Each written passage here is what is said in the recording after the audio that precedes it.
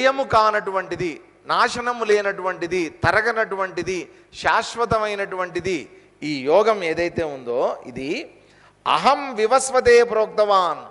నేను ఎవరికి చెప్పాను? మొట్టమొదట వివస్వతే సూర్య భగవానుడికి చెప్పాను. వివస్వాన్ మనవే ప్రాహ. సూర్యుడు ఎవరికి చెప్పాడు? మనువుకి చెప్పాడు. వైవస్వత మనువు. ఇప్పుడు మనం అందరం వైవస్వత మన్వంతరంలో ఉన్నాం మనం. కాబట్టి మనవే ప్రాహ. మనువు, ఈ మనువు ఎవరికి చెప్పాడట? ఇక్ష్వాకవే అబ్రవీత్. ఇక్ష్వాకు వంశం ఎవరికి సంబంధించింది? రాముడికి సంబంధించింది. త్రేతాయుగంలో రాముడికి సంబంధించినటువంటిది. కాబట్టి ఈ ఇక్ష్వాకు వంశం అనేటువంటిది ఏదైతే ఉందో అదంతా సూర్యవంశం. వాళ్ళంతా కూడా సూర్యుడి నుంచి వచ్చినటువంటి వాళ్ళు, సూర్యవంశస్థులు వాళ్ళందరూ.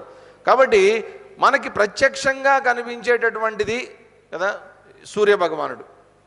అందరికీ ప్రతిరోజు మనకి అంత సోలార్ ఎనర్జీ, ఇప్పుడంతా మనంత సోలార్ ప్యానల్స్, సోలార్ ఎనర్జీ అంతా సోలార్లోకి వెళ్ళిపోయాం. ఎందుకని ఇప్పుడు ఇంకా ఆయనే దిక్కు, మనకి వేరే దిక్కు లేదు. అందుకని ప్రతిరోజు పొద్దున్నే ఇదివరకు రోజుల్లో అయితే చక్కగా సంధ్యావందనం చేసుకునేవాళ్ళు, వాళ్ళంతా నిత్యాగ్ని హోత్రాలు చేసేవాళ్ళు. చక్కగా పొద్దున్నే లేచి సూర్య భగవానుడికి ఏదో ఒకటి ఆయన తర్పణాలు ఇచ్చి ఏదో ఒకటి చేసుకుంటూ ఉంటారు. 3 సంధ్యల్లో సంధ్యావందనం చేసేటటువంటి వాళ్ళు ఉంటారు. త్రికాల సంధ్యావందనం, ద్వికాల సంధ్యావందనం చేసేవాళ్ళు. కొంతమంది ఇంత టైం లేదండి అని చెప్పి ఏకకాలంలో సంధ్యావందనం చేసి సూర్యుడి వైపు తిరిగి తర్పణాలు ఇచ్చి ఆయనకి నమస్కారం చేసుకుని రోజంతా గడుపుతూ ఉండేవాళ్ళు. అలాంటి నియమనిష్టలన్నీ కూడా మనకి ఈ దినము, ఒకరోజు ఉదయము, మధ్యాహ్నము, సాయంత్రము, ఇవన్నీ కూడా ఎవరిని ఆధారంగా చేసుకుని ఉన్నాయి? మనకి సూర్యుడిని ఆధారంగా చేసుకుని ఉన్నాయి. ఈ సూర్యుడి యొక్క మనకి ఈ ఉదయించడం మొన్న కూడా మనం చూసాం. వాస్తవానికి సూర్యుడు ఉదయించడు, ఆయన అస్తమించడు. ఆయన శాశ్వతంగా పాపం అప్పుడు కొన్ని యుగాల నుంచి, మనకి తెలిసింది త్రేతాయుగమే, దానికి ముందున్నటువంటి సత్యయుగం, దానికి ముందున్నటువంటి తెలియని యుగాలు గనక ఏమైనా ఉంటే అప్పటి నుంచి కూడా ఉన్నటువంటిది ఎవరు? సూర్య భగవానుడే మనకి. ఆ సూర్యరశ్మి లేకపోతే కనుక ఘోరమైన జీవితాలు ఉంటాయి మనకి. చక్కగా దాని ప్రకారం టైమింగ్స్ని ఏర్పాటు చేసుకున్నాం. అంత ఆయన్ని ప్రత్యక్ష భగవానుడిగా మనకి కనిపించేటటువంటి దైవంగా ఆయన్ని ఆరాధిస్తాం మనం. ఆయన నుంచి ఇంత ఎనర్జీ పొందుతున్నాం. ఆయన వెళ్ళే సముద్రంలో, నదుల్లో ఉండేటటువంటి నీళ్ళన్నీ కూడా ఆవిరయ్యి పైకెళ్ళి మేఘాల రూపం దాల్చి మనకి వర్షాలుగా కింద పడుతున్నాయి. దానివల్ల పంటలు పండుతున్నాయి. అవే తింటున్నాం. అవి తింటున్నాం కాబట్టి కడుపు నిండుతోంది. అవి తింటున్నాం కాబట్టి చక్కగా ఆ పంటలు అమ్ముకుని ఆ డబ్బునంతా కూడా రొటేషన్లోకి తీసుకొస్తున్నాం. ప్లాట్లు కొంటున్నాం, సైట్లు కొంటున్నాం, కార్లు కొంటున్నాం. అంతా తెలిసో తెలియకో ఫైనల్గా ఎక్కడికి వెళ్తుంది? లింక్ అంతా సూర్యుడి దగ్గరికి వెళ్తుంది. కాబట్టి ఈయనేమంటున్నాడు? మొట్టమొదటి నేను ఎవరికి చెప్పాను? ఇదంతా సూర్యుడికి చెప్పా. కాబట్టి ఆ సూర్యుడు ఏం చేశాడు? మనువుకి చెప్పాడు. ఎందుకని? ఇక్కడంతా కూడా సృష్టించాల్సినటువంటిది ఆయన. ఆ మనువుకి చెప్తే ఆయన నెమ్మదిగా చూసుకుంటే ఇక్ష్వాకు, ఆ ఇక్ష్వాకు వంశస్థులందరికీ కూడా ఇలా నెమ్మదిగా ఒకళ్ళ తర్వాత ఒకటి చెప్పబడింది ఈ యోగం అంతా కూడా. ఇప్పుడు చూడండి, ఇది ఏ యోగం గురించి చెప్తున్నారు? ఇదంతా కూడా ఇంతకుముందు అధ్యాయంలో చెప్పినటువంటి కర్మయోగం ఏదైతే ఉందో ఈ యోగాన్ని నేను మొట్టమొదట సూర్యుడికి చెప్పాను అని అంటున్నాడు. ఇప్పుడు ఆలోచించండి, సూర్యుడు చేసే యోగం ఏంటి చెప్పండి? కర్మయోగం. ఇప్పుడు మామూలుగా మనం వారంలో ఎన్ని రోజులు పనిచేస్తారు? ఎంప్లాయీస్ కానీ ఎవరన్నా ఉన్నారు, ఎన్ని రోజులు పనిచేస్తారు? ఓ వారం రోజులు పనిచేస్తారు. అంటే ఆదివారం సెలవు కావాలి. మధ్యలో క్యాజువల్ లీవ్లు, సిక్ లీవ్లు, ఇవన్నీ బోల్డని ఉంటాయి సంవత్సరం మొత్తం కనుక లెక్కేస్తే. పాపం సూర్యుడు ఏ రోజన్నా సార్ ఇవాళ కొంచెం రెస్ట్ ఇవ్వండి సార్, రెస్ట్ తీసుకుంటా, ఏ రోజన్నా అన్నాడా సార్ ఆయన? ఎప్పుడన్నా ఆయన సార్ ఒక్కరోజు రెస్ట్ ఇవ్వండి సార్ ప్లీజ్ సార్. ఆయన రెస్ట్ తీసుకుంటే మనకి శాశ్వతం రెస్ట్ అయిపోతుంది. కాబట్టి అది ఒకసారి ఆలోచించండి, అది ఏం విచిత్రమో. మామూలుగా సూర్యుడు అంటే సైంటిస్టుల దగ్గరికి వెళ్తే వాళ్ళు చెప్పేది ఏంటంటే, అయ్యా అక్కడ టన్నులు కొన్ని అదే భూమికి కొన్ని వేల రెట్లు పెద్దగా ఉండేటటువంటి ఒక గోళం, అది అగ్నిగోళం సూర్యుడు. అంత అగ్ని అక్కడ ఎలా వచ్చింది చెప్తున్నది. అదేదో హీలియం గ్యాస్ అట, అదేమిటో గ్యాస్ హీలియం. ఆ హీలియం గ్యాస్ టన్నులు ఉంటుందట. అది కాలుతూ ఉంటుందన్న, అది మండుతూ ఉంటుందట, అంత గ్యాస్ ఉంటుందట. ఇప్పుడు ఆడవాళ్ళందరూ ఆలోచిస్తూ ఉంటారు, మాకు కూడా సిలిండర్ పంపించవచ్చు కదా అని. అంత గ్యాస్ అక్కడ ఉంది, మండుతూ ఉంటుంది. అది ఎవడు మంట పెట్టాడు, మండుతుంది అంతే. అది ఎప్పటి నుంచి మండుతోంది? ఈ సృష్టి మొదలైనప్పటి నుంచి మండుతోంది అది. ఆయన దగ్గర నుంచి రెండు వస్తున్నాయి మనకి, ఒకటి కాంతి, రెండోది ఉష్ణం కదా. ఇప్పుడు ఆలోచించండి, అన్ని టన్నుల హీలియం గ్యాసు ఒక్కొక్కటి ఏంటంటే ఒక నోవా అంటారనమాట. ఒక నోవా అంటే ఒక పెద్ద ఒక అగ్ని విస్ఫోటం జరుగుతూ ఉంటుంది. అటువంటి నోవాలు రోజుకి కనీసం ఒక 20,000 30,000 నోవాలు జరుగుతాయట. ఒక రోజుకి 20,000 30,000 నోవాలు జరుగుతుంటాయి సూర్యుడిలో. ఒక నోవా ఏంటంటే 2,000 అగ్నిపర్వతాలు బద్దలైతే ఒక నోవా. 2,000 అగ్నిపర్వతాలు బద్దలైతే ఒక నోవా. అలాంటివి 4-5 వేలు జరుగుతుంటాయట రోజు అక్కడ. అంటే ఎంత అగ్ని, ఎంత గ్యాస్ ఉంది అదంతా. ఇప్పుడు ఆలోచించండి, ఆ గ్యాస్ అక్కడ ఎవడు పెట్టాడు? ఆ హీలియం గ్యాస్ అక్కడ ఎందుకుంది? ఆడ పెట్టింది ఎవరు? ఎవరో తెలివైనటువంటి వాళ్ళు పెట్టి ఉండాలి. 9 గ్రహాలకు కావలసినటువంటి సప్లై ఉంది ఆయన దగ్గర. ఒక గ్రహానికి కాదు, 9 గ్రహాలకి కావలసినటువంటి సప్లై ఇస్తున్నాడు ఆయన. కాంతి, వేడి, అన్నీ ఏం కావాలంటే అవి. ఆయన వల్ల జీవరాశి అంతా కూడా నిలబడి ఉంది ఇక్కడ. కాబట్టి నిజమైనటువంటి కర్మయోగి, ప్రతిరోజు మనం చూడగలిగినటువంటి కర్మయోగి ఎవరన్నా ఉన్నారంటే, మనం కర్మయోగం ఆచరించినా ఆచరించకపోయినా కూడా ఎవరన్నా ఉన్నారంటే సూర్యభగవానుడు. ఇస్తూనే ఉంటాడు. ఆయనకి మనం ఇవ్వగలిగింది ఏదీ లేదు ఇక్కడ. అందుకని ఏం చేయగలం? ఆయనకి సూర్యుడికి ఓ నమస్కారం పెట్టగలం. ఆయన మీద శ్రీ సూర్యనారాయణ పాటలు రాసుకోగలం. అంతకుమించి ఇంకేం చేయలేం మనం. ఆయన దగ్గరికి వెళ్ళినటువంటిది ఏది కూడా మిగలదు, భస్మం అయిపోవాల్సిందే. అంతటి కర్మయోగాన్ని ఆచరిస్తున్నాడు. ఎందుకు ఆచరిస్తున్నాడు చూడండి, ఇక్కడ డైరెక్ట్గా చెప్పాడు. అయ్యా, మొట్టమొదట నేనే చెప్పింది ఆయనకి. కాబట్టి నేను ఎప్పుడో సూర్యుడికి చెప్పాను అని అంటంలో అర్థం ఏంటంటే, సూర్యుడు ఎప్పటి నుంచి ఉన్నాడు? సృష్టి జరిగినప్పటి నుంచి సూర్యుడు ఉన్నాడు కదా. కాబట్టి సూర్యుడికి నేను చెప్పాను అని అనటంలో అర్థం ఏంటంటే, ఇప్పుడు ఎవరు చెప్పారు ఇక్కడ? శ్రీకృష్ణ పరమాత్మ చెప్పాను అని అంటున్నాడు. శ్రీకృష్ణ పరమాత్మ ఎప్పటి నుంచి ఉండాలి? అప్పటి నుంచి ఉండాలి. సూర్యుడు ఎప్పటి నుంచి ఉన్నాడో అప్పటి నుంచి శ్రీకృష్ణ పరమాత్మ కూడా ఉండాలి. మనకి ఏ రకమైన డౌట్ వచ్చిందో అర్జునుడు కూడా అలాంటి డౌట్సే వస్తున్నాయి నెమ్మదిగా. తర్వాత ఏమంటున్నాడు చూడండి, తర్వాత శ్లోకంలో, ఏవం పరంపరా ప్రాప్తం ఇమం రాజర్షయో విదుః సకాలే నేహ మహతా యోగో నష్టః పరంతప ఏవం పరంపరా ప్రాప్తం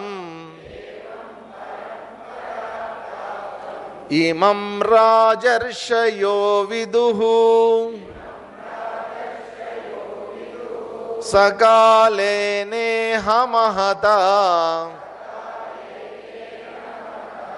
యోగో నష్టః పరంతప. పరంతప అంటే పరులని తప్పింపజేసేటటువంటి వాడా, అంటే శత్రువుల్ని వాళ్ళని భయపెట్టేటటువంటి వాడా అని చెప్పి, అర్జున ఏవం పరంపరా ప్రాప్తం ఇమం రాజర్షయ విదుః. ఏవం పరంపరా ప్రాప్తం, ఈ విధంగా పరంపర అంటే ఏంటి?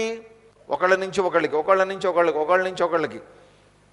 ముందు సూర్యుడికి చెప్పా, సూర్యుడు మనువుకి చెప్పాడు, మనువు ఇక్ష్వాకుకి చెప్పాడు, ఇక్ష్వాకు తర్వాత ఎంతమందికి చెప్పాడో. మొత్తానికి ఏంటి, ఇక్ష్వాకు దగ్గరికి వచ్చేసరికి అది ఏమైపోయింది? క్షాత్రవంశానికి సంబంధించినటువంటిది, అంటే సూర్యవంశానికి సంబంధించినటువంటి జ్ఞానమైంది.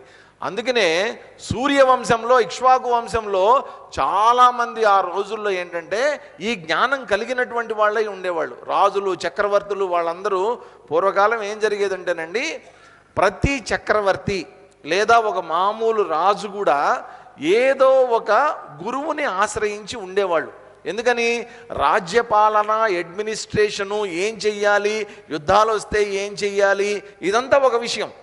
అది రాజుకి ఆ క్షాత్ర విద్యలన్నీ కూడా నేర్పిస్తారు. కత్తి యుద్ధమా, గదా యుద్ధమా, బాణాలు వేయటమా, ఇవన్నీ కూడా నేర్పిస్తారు. వాటితో పాటు ధర్మం అనేటువంటిది కూడా ఉండాలి. చక్రవర్తి అయినటువంటి వాడు, రాజు అయినటువంటి వాడికి ధర్మం కూడా తెలిసి ఉండాలి. కాబట్టి ఏంటి, ఈ ధర్మం అనేటువంటి గైడెన్స్ ఇవ్వడం కోసం అని చెప్పి ఎవరిని ఆశ్రయించేవాళ్ళు? గురువులను ఆశ్రయించేటటువంటి వాళ్ళు. ఇప్పుడు మొన్నటి వరకు కూడా మనకి తెలుసు కదండి, శ్రీకృష్ణదేవరాయలు వాళ్ళెవరు, విద్యారణ్య స్వామి దగ్గర వాళ్ళంతా కూడా హరిహరరాయలు, బుక్కరాయలు. మన ప్రాంతంలో మనకి తెలుసు, శివాజీ మహారాజ్ దగ్గర తీసుకోండి, ఎవరినన్నా తీసుకోండి, వీళ్ళందరూ కూడా ఎవరో ఒక గురువు యొక్క అండదండలు అనేటువంటివి పెట్టుకునే వాళ్ళు ఎప్పుడు కూడా. ఎందుకని, రాజ్యపాలన అంటే ఏదో అందరినీ కంట్రోల్ చేసేయటం, లాఠీలు పట్టుకుని యూనిఫామ్లు వేసేసుకుని చేసేయటం కాదండి. భగవంతుడు ప్రతిష్ఠించినటువంటి ధర్మం ఏదైతే ఉందో ఆ ధర్మాన్ని కంటిన్యూ చేయగలగాలి ఒక రాజు అయినటువంటి వాడు, చక్రవర్తి అయినటువంటి వాడు. అంతే తప్ప నాకు తెలిసిందే అడ్మినిస్ట్రేషను, నేను చేసిందే పాలన అంటే కుదరదు. ఏ చక్రవర్తి అయినా రాజైనా సరే భగవంతుడు పెట్టినటువంటి ధర్మం, భగవంతుడు ఇచ్చినటువంటి జ్ఞానం, ఆ జ్ఞానం ద్వారా, ఆ ధర్మం ద్వారా రాజ్యపాలన చేయాలి తప్ప సొంత తెలివితేటలు ఉపయోగించకూడదు. మరి ఆ జ్ఞానాన్ని ఎవరిచ్చేవాళ్ళు? రాజులకి, చక్రవర్తులకి గురువులైనటువంటి వాళ్ళు. అందుకనే గురువులను ఆశ్రయించేటటువంటి వాళ్ళు. ఇంతకుముందు అధ్యాయంలో కూడా మనం చూసాం, ఆస్థిత జనకాదయ, జనకుడు మొదలైనటువంటి వాళ్ళందరూ కూడా ఈ కర్మయోగాన్ని ఆచరించి వాళ్ళందరూ మోక్షాన్ని పొందారు. నీకేం రా అంటాడు, నీకేమైంది, నువ్వు కూడా ఆచరించని చెప్పాడు. కాబట్టి రాజర్షులు అంటే ఎవరు? రాజరికాన్ని చేస్తూ ఉన్నటువంటి వాళ్ళే, రాజ్యభారాన్ని మోస్తూ ఉన్నటువంటి వాళ్ళే. తర్వాత వాళ్ళందరూ కూడా రాజ్యాన్ని ఏలుతూ ఉన్నంతకాలం గురువుల్ని ఆశ్రయించి, గురువుల దగ్గర నుంచి జ్ఞానాన్ని పొంది, మామూలు జ్ఞానం కాదండి, కేవలం ధార్మికమైనటువంటి జ్ఞానాన్నే కాదు, ఆత్మజ్ఞానాన్ని పొందినటువంటి వాళ్ళు ఉన్నారు.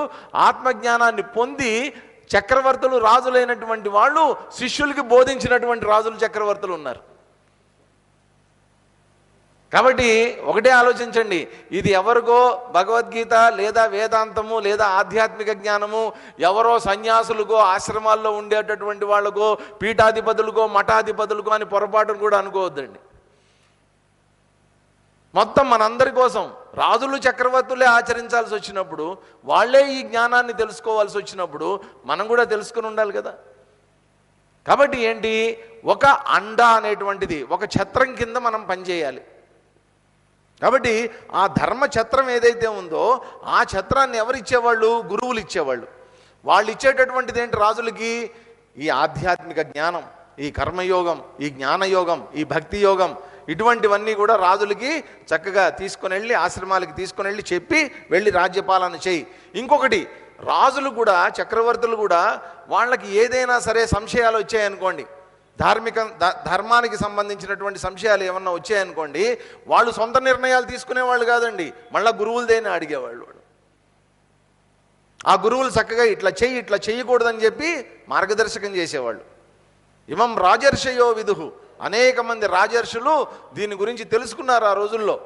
కానీ తర్వాత ఏమైపోయింది? సకాలే నేహమత యోగో నష్ట పరంతప. నెమ్మదిగా కాలగమనంలో నెమ్మదిగా ఈ యోగం అనేటువంటిది, దీని యొక్క ప్రాధాన్యత అనేటువంటిది తగ్గిపోతూ డైల్యూట్ అయిపోయింది ఇదంతా కదా. చూడండి, ఇప్పుడు స్వతంత్రం వచ్చినప్పుడు, స్వతంత్ర భారతదేశం మనకు వచ్చినప్పుడు 1947లో భారతదేశం వచ్చినప్పుడు, భారతదేశంలో ఉన్నటువంటి వాల్యూస్ కానీ, అప్పుడున్నటువంటి నాయకుల్లో ఉన్నటువంటి విలువలు కానీ, అప్పుడున్నటువంటి రాజ్యపాలనలో ఉన్నటువంటి తీక్ష్ణత కానీ ఇప్పుడు మనకు కనిపిస్తుందా? లేదు. ఏమైపోయింది? అంతా డైల్యూట్ అయిపోయింది. ఎంత చేసినా ఇంతేనండి, ఏం చేస్తామండి, దీంట్లో మళ్ళీ స్వార్థం, నాకేం మిగులుతుంది, నేనెంత సంపాదిస్తా, నేనెంత దాచుకుంటా, నా తర్వాత వాళ్ళని ఎట్లా తీసుకుని రావాలి, ఇవే గోల. మొత్తం అంతా డైల్యూట్ అయిపోయింది. వీళ్ళకి ఎవరికి గురువులు అక్కర్లా, ఏం అక్కర్లా, అంత సొంత తెలివితేటలు. అందుకోసం ఏమైంది, ఇక్కడ కూడా ఈ జ్ఞానం అనేటువంటిది నెమ్మదిగా తగ్గిపోతూ నష్ట, ఈ నష్టం అనేటువంటిది జరిగింది. ఏంటంటేనండి, ఇప్పుడు సైన్స్ తీసుకుందాం మనం. సైన్స్ తీసుకుంటే వాస్తవంగా ఒక 100 సంవత్సరాల క్రితమో 200 సంవత్సరాల క్రితమో గెలీలియో గారు టెలిస్కోప్ కనుక్కున్నప్పుడో, ఆల్వా థామస్ ఎడిసన్ గారు బల్బు కనుక్కున్నప్పుడో, డీజిల్ ఇంజన్ కనుక్కున్నప్పుడు అప్పుడున్న టెక్నాలజీ, అప్పుడున్న సైన్స్ వేరు కదా. తర్వాత ఏం జరుగుతూ వచ్చింది? సైన్స్ డెవలప్ అవుతూ వచ్చింది, శాస్త్రీయ జ్ఞానం పెరుగుతూ వచ్చింది. కొత్త ఆవిష్కరణలు, కొత్త తెలుసుకోవడాలు కనిపెట్టారు. Engines, machines, robots, artificial intelligence దాకా మనం వచ్చాం. ఇదంతా ఏంటి? ఒక డెవలప్మెంట్. శాస్త్రం పెరుగుతోంది, శాస్త్రీయత పెరుగుతోంది, అంత పెరుగుతోంది. సైన్స్, మెడిసిన్ అన్నీ పెరుగుతున్నాయి, కొత్తవన్నీ వస్తున్నాయి. మనం ఎప్పుడు విననివి ఇట్లాంటిది కూడా మన జీవితంలో చూస్తామా అన్నటువంటివి ఇప్పుడు చూస్తున్నాం మనందరం కూడా కదా. ఇవన్నీ పెరుగుతూ ఉంటే రెండో పక్క ఏమవుతుంది? ఓ పక్క నుంచి ఆధ్యాత్మిక జ్ఞానం నెమ్మదిగా తగ్గిపోతుంది. చాలామంది ఏమంటారంటే, లేదండి భక్తి పెరిగిపోయింది ఇప్పుడు అంటారు కదా. గుళ్ళకి వెళ్ళేవాళ్ళు, గోపురాలకు వెళ్ళేవాళ్ళు, యాత్రలు చేసేవాళ్ళు, ఇవన్నీ విపరీతంగా పెరిగిపోయింది అంతా. ఇదివరకు ఇంత ట్రావెల్ చేయటాలు ఇంత లేదు. ఇప్పుడు ప్రతి వాళ్ళు చక్కగా ఫ్లైట్స్ వచ్చాయి, ఏరోప్లేన్స్ వచ్చాయి, భక్తి పెరిగిపోయింది. అందరూ ఏమనుకుంటున్నారు? అబ్బా భక్తి పెరిగిపోయింది అంటున్నారండి. మీరందరూ ఏమనుకోబోతు చెప్తా, పెరిగింది భక్తి కాదు, భయం. భక్తి కాదు ఇదంతా, ఒట్టి భయం. ఒకప్పుడు భగవంతుడి దగ్గర తల ఎగరేసుకుని కాలు రెగరేసుకుని ఉండేవాడు, ఎందుకంటే అప్పుడు తప్పులు చేసేవాడు కాదు. ఇప్పుడు ఏమైంది? యోగో నష్ట. నెమ్మదిగా ఈ యోగము, ఈ జ్ఞానం అనేటువంటిది, ఏ జ్ఞానం అయితే అసలైన జ్ఞానం ఉండాలో ఆ జ్ఞానం క్షీణించిపోయింది, ఈ జ్ఞానం పెరుగుతూ వచ్చింది. ఈ జ్ఞానం పెరుగుదలలో ఈ జ్ఞానం తరుగుదల అయిపోవటం వల్ల మానవుడిలో విలువలు నశించిపోయాయి. అన్ని రకాలుగా ఏం చేయకూడదు అవన్నీ చేస్తున్నాడు. కాబట్టి ఇప్పుడు ఏం చేస్తాడు? భగవంతుడి దగ్గర చేతులు కట్టుకుని నిలబడతాడు, భయంగా బిక్కుమంటూ నిలబడతాడు. చెప్పుకోడు, పక్క వాళ్ళకి ఎవరికి చెప్పడండి, ఫ్రెండ్స్కి కూడా చెప్పరు. ఇవన్నీ ఎవరికి చెప్పుకుంటారు? భగవంతుడా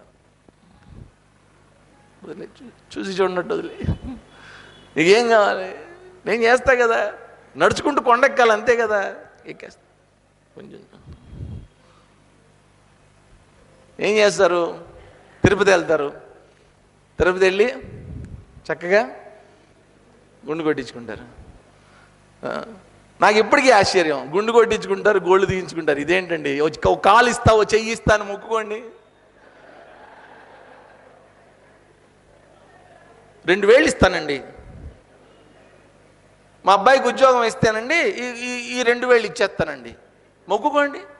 ఎవడు మొక్కుకోడు, జుట్టు మాత్రం ఇస్తాను.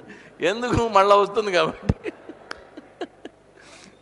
వీడి భక్తి అంతా ఎంతసేపు తిరుపతి వెళ్ళిన దగ్గర నుంచి వీడి భక్తి అంతా కూడా దేవుడి మీద ఉండదండి. దేని మీద ఉంటుందంటే, దేవుడు గోడౌన్ ఒకటి ఉంటుంది వెనకాతల, ఆ గోడౌన్లో ఉండే వస్తువుల మీద ఉంటుంది వీడి దృష్టి అంతా. భగవంతుడా నీ దగ్గర పెద్ద గోడౌన్ ఉంది, దాంట్లో బోర్డులు ఉన్నాయి, అది ఇచ్చేయి, ఇది ఇచ్చేయి. యోగో నష్ట. నెమ్మదిగా ఏమైపోయిందంటే ఈ భగవంతుడు, భక్తి, యోగము, కర్మయోగము ఇవన్నీ కూడా నెమ్మదిగా వాటి యొక్క అసలు తత్వం ఏదైతే ఉందో అవన్నీ కూడా రూపాంతరం చెందిపోయాయి, మారిపోయాయి. మార్పులు అనేటువంటివి వచ్చేసాయి సమాజంలో. ఇది ఇప్పుడు కాదు, ఇప్పుడు చెప్తున్నటువంటిది కాదు. ఎప్పుడు చెప్తున్నాడండి ఇది? ఏ యుగానికి సంబంధించినటువంటి మాట ఇది? ద్వాపర యుగానికి సంబంధించినటువంటి మాట. అంటే దాదాపు 5000 సంవత్సరాల క్రితం భగవానుడు స్వయంగా చెప్తున్నటువంటి మాట. యోగో నష్ట ఏవం పరంపరా ప్రాప్తం. కిందకి వస్తున్న కొద్దీ అది నెమ్మదిగా డైల్యూట్ అయిపోతూ ఏదో కొద్దిగా మిగిలింది. ఆ మిగిలినటువంటిది ఇప్పటిదాకా నేను నీకు చెప్పానయ్యా, అది కూడా యుద్ధ రంగంలో అవసరం కాబట్టి ఇప్పటికిప్పుడు నిన్ను ఏదో కొంచెం యుద్ధం చేయించాలి కాబట్టి కొద్దిగా చెప్పా. అయితే ఏంటంటే దీంట్లో ఇంకొకటి కూడా ఒక రహస్యం ఉంది. ఇప్పుడు నీకు చెప్పినటువంటి యోగం ఏదైతే ఉందో, కర్మయోగం ఏదైతే ఉందో, నేను ఆచరించమని చెప్పానే ఇంతకు ముందు అధ్యాయంలో, కర్మయోగం ఏదైతే ఉందో అది సాదాసీదా యోగం కాదు. అది ఎవరు ఆచరించినటువంటిది? సూర్యుడు ఆచరించాడు కదా, మనువు ఆచరించాడు, ఇక్ష్వాకు వంశస్థులు ఆచరించారు. కాబట్టి నీకు ఏదో చిన్నా చితకా యోగం చెప్పలేదయ్యా, చాలా పెద్ద యోగాన్ని నీకు చెప్పాను అని చెప్పడం కూడా ఉంది దీంట్లో. కాలగమనంలో అది కొంచెం దాని యొక్క ప్రాధాన్యత తగ్గి ఉండవచ్చు, కానీ చాలా గొప్ప వాళ్ళు ఆచరించినటువంటి యోగాన్ని నీకు ఇప్పుడు చెప్పానయ్యా ఇప్పటిదాకా అని చెప్పి తర్వాత ఏం చెప్తున్నారు చూడండి. సయేవాయం మయా తేద్య యోగః ప్రోక్తః సనాతనః భక్తోసి మే సఖా చేతి రహస్యం హ్యేతదుత్తమం సయేవాయం మయా తేద్య యోగః ప్రోక్తః సనాతనః భక్తోసి మే సఖా చేతి రహస్యం హ్యేతదుత్తమం సనాతనః సహ ఏవ యోగం అద్య మయా తే మే భక్తః సఖా చ అసీతి. అప్పుడెప్పుడో చెప్పినటువంటిది పురాతన కూడా రెండు కరెక్టే. సనాతన అన్న పురాతన అన్న అర్థం ఒకటే.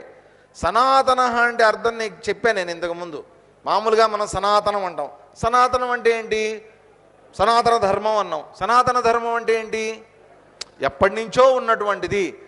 సనాతనము అనే యొక్క పదం ఆరిజిన్ ఏంటి? దాని యొక్క శంకరాచార్యులు భాష్యంలో ఇచ్చినటువంటి అర్థం ఏంటంటే సనాతనం అంటే సదా నూతనం.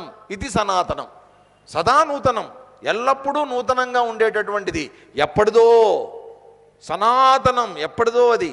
కానీ నూతనం ఎల్లప్పుడూ కొత్తగా ఉండేటటువంటిది. అది దాని యొక్క అర్థం కదా. పురాతనం అంటే ఏంటి? దాని అర్థం కూడా అంతే. పురాపి నవీనమితి పురాతనం. పురా ఎప్పటి నుంచో ఉన్నది. పురా అంటే అర్థం ఏంటంటే సృష్టి మొదల నుంచి ఉన్నటువంటిది అని అర్థం. పురాపి నవీనం, కొత్తగా ఉండేటటువంటిది. అక్కడ నూతనం అన్నారు, ఇక్కడ నవీనం అన్నారు. రెండిటి అర్థాలు ఒకటే. కాబట్టి అందుకని ఏంటంటే ఈ పాఠాంతరాలు భగవద్గీతలో చాలా చోట్ల ఉంటాయి ఇటువంటివి. పురాతనం బదులు సనాతనం వాడటం, సనాతనం బదులు పురాతనం వాడటం ఒక్కొక్క పుస్తకంలో ఒక్కొక్క రకంగా ఉంటుంది. అర్థం మాత్రం ఒకటేనండి. ఇక్కడ మనం చెప్పుకున్నటువంటి దాంట్లో సనాతనం, అక్కడ మీ దగ్గర ఉండే పుస్తకంలో బహుశా పురాతనం అంటే ఉండవచ్చు. పాఠాంతరం అన్నమాట. కొన్నిసార్లు కొంతమంది మహాత్ములు వ్యాఖ్యానాలు రాసేటప్పుడు ఆ విధంగా చిన్న చిన్న పదాలని కొంచెం అటు ఇటు చేసి రాస్తూ ఉంటారు. అందుట్లో ఏం తప్పు లేదు, అర్థం మారదు, ఒకటే అర్థం. సయేవాయం మయా తేద్య సనాతన సహ ఏవం యోగ. సనాతనం ఎప్పుడో చెప్పబడినటువంటిది. అంటే ఎప్పుడు అనుకోవాలి మనం? సృష్టి మొదట్లో ఈ సూర్యుడికి నా చేత చెప్పబడినటువంటి ఈ యోగం ఏదైతే ఉందో ఆ యోగాన్నే అద్య, ఈరోజు, ఇప్పుడు యుద్ధ రంగంలో ఇంకొద్ది క్షణాల్లో ఫస్ట్ బుల్లెట్ పేలుతుందనగా ఇటువంటి సందర్భంలో, అంత టెన్స్లో ఉన్నటువంటి సందర్భంలో అద్య, ఇప్పుడు నేను నీకు మయా, నా చేత, మే భక్త సఖాచ అసీతి, నేను నీకు చెప్పా. ఎందుకు చెప్పా? రెండు కారణాలు చెప్తున్నాడు. ఒకటి, నువ్వు నా భక్తుడివి. రెండవది, నువ్వు నా స్నేహితుడివి. మే భక్త మే సఖాచ ఇది. కాబట్టి అర్జునుడు శ్రీకృష్ణుడికి, వాస్తవంగా అర్జునుడికి శ్రీకృష్ణుడు ఇక్కడ చేస్తున్నటువంటి జాబ్ ఏంటి? డ్రైవర్ ఉద్యోగం, డ్రైవర్ పని చేస్తున్నాడు కదా. కానీ శ్రీకృష్ణ పరమాత్మ అర్జునుడికి ఏం చెప్తున్నాడు? నీకు నేను చెప్తున్నా, ఎందుకు చెప్తున్నానో తెలుసా? భక్తోసి మే సఖా చేతి, నువ్వు నా భక్తుడివి, నా యొక్క ఫ్రెండ్వి, క్లోజ్ ఫ్రెండ్వి నువ్వు నాకు. చిన్నప్పటి నుంచి మనంతా కూడా కలిసి పెరిగాం, మీకు మాకు బంధుత్వాలు ఉన్నాయి. కాబట్టి మనం చాలాసార్లు సందర్భాల్లో ధర్మం గురించి ఆలోచించాం. ఎన్నో రకాలుగా మనం అదేంటి అరణ్యవాసంలో, అజ్ఞాతవాసంలో చాలాసార్లు కలుసుకున్నాం. మీకు ధర్మం అవసరమైనప్పుడల్లా నేను వచ్చి మీకు చెప్పాను. ఇదంతా జరిగింది. మనం ఒక రకంగా పాండవులు, నేను, మనందరం కూడా ఫ్రెండ్స్. కాబట్టి నాకు బెస్ట్ ఫ్రెండ్ అంటూ ఎవరన్నా ఉన్నారు ఈ ప్రపంచంలో ఉంటే Arjuna is my best friend. Dhananjaya 9వ అధ్యాయంలో వస్తుంది. అక్కడ దాకా వెయిట్ చేయాలి మనం. ఇంకా బోళ్ళను ఉన్నాయి, దాచిపెట్టాం. 9th చాప్టర్లో చెప్తాడు, నేనెవరంటే నేనే అసలు అర్జునుడిని అంటాడు ఆయన. అర్జునుడు ఎవరో కాదు నేనే అంటాడు. అక్కడ 9వ అధ్యాయంలో వచ్చినటువంటి మాట అది. ఇక్కడ భక్త మామూలుగా ఏంటంటే జాగ్రత్తగా ఆలోచించండి. మామూలుగా చాలామంది చెప్తూ ఉంటారు, ఏమని చెప్తూ ఉంటారంటే, సార్ మేమండి వెంకటేశ్వర స్వామి భక్తులు అండి, వెంకటేశ్వర స్వామి భక్తులు, మేమండి షిరిడి సాయిబాబా భక్తులు అండి, మేమండి అయ్యప్ప స్వామి భక్తులు అండి అని. విచిత్రం ఏంటంటే మనకి మనమే మెడలో బోర్డులు వేసుకుని తిరుగుతుంటాం. మనకి మనమే.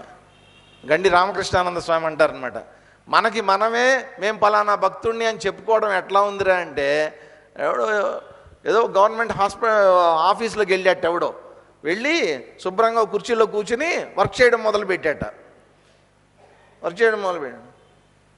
మొదలు పెడితే అందరూ చూస్తున్నారు, మిగతా ఆఫీసులో అందరూ చూస్తున్నారు అండి, ఎవడు వీడు కొత్తగా వచ్చాడు మన ఆఫీసులోకి అని. అంటే ఎవరయ్యా నువ్వు అని అడిగారు. అందరూ అడిగితే నేనే సార్ కొత్తగా జాయిన్ అయ్యాను అన్నాడు. అంటే ఎలా వచ్చావు, ఎవరు చేర్చుకున్నారండి? ఎవడో చేర్చుకోవడం ఏంటండి, నేనే వచ్చా కూర్చున్నా, మీరు చేసే ఉద్యోగమే నేను చేస్తాను. అదేంటయ్యా, ఇవాళ బాగుంది సార్ మంచి రోజు అందుకని వచ్చి కూర్చున్నా, నేనే జాయిన్ అయిపోయాను. ఊరుకుంటారండి అట్లాగా? నాకు నేనే గవర్నమెంట్ ఎంప్లాయీ నన్ను డిక్లేర్ చేసేసుకుని నాకు నేనే ఆఫీస్లోకి వెళ్ళి ఒక కుర్చీ టేబుల్ వేసేసుకుని కూర్చుంటే ఆఫీస్ వాళ్ళు ఒప్పుకుంటారా? మనం చేసేది కూడా అంతే, నేను వెంకటేశ్వర స్వామి భక్తుండండి. నీకు నువ్వే డిక్లేర్ చేసేసుకుంటే భగవంతుడు ఆ మాట చెప్పాడు అనుకోండి, అప్పుడు ఎంత బాగుంటుంది కదా.